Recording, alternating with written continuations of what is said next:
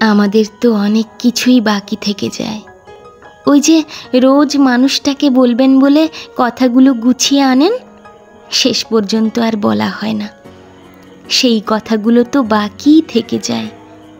না বলা কথার ভার বয়ে নিয়ে বেড়ানোটা খুব কঠিন। তবুও তো বয়ে বেড়াতে হয় ইচ্ছায় কিংবা অনিচ্ছায়।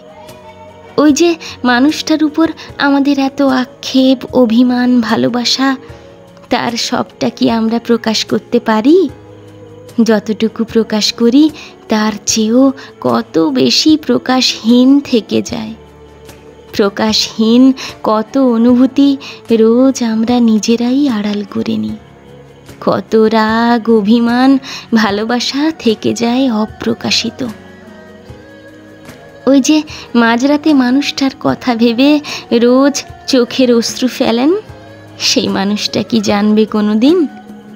চোখের দিকে তাকিয়ে মনের সমস্ত কথাগুলো কোনো দিনও কি সেই মানুষটাকে বলা হয়ে উঠবে? অথচ কত নির্ঘুম রাত আপনি কাটিয়ে দিয়েছেন সেই মানুষটার কথা ভেবে। সেই সব কথা তো না বলাই থেকে যাবে। আমাদের তো বাকি থেকে যায় আরও অনেক কিছুই। বাকি থেকে যায় কত ইচ্ছে, কত স্বপ্ন।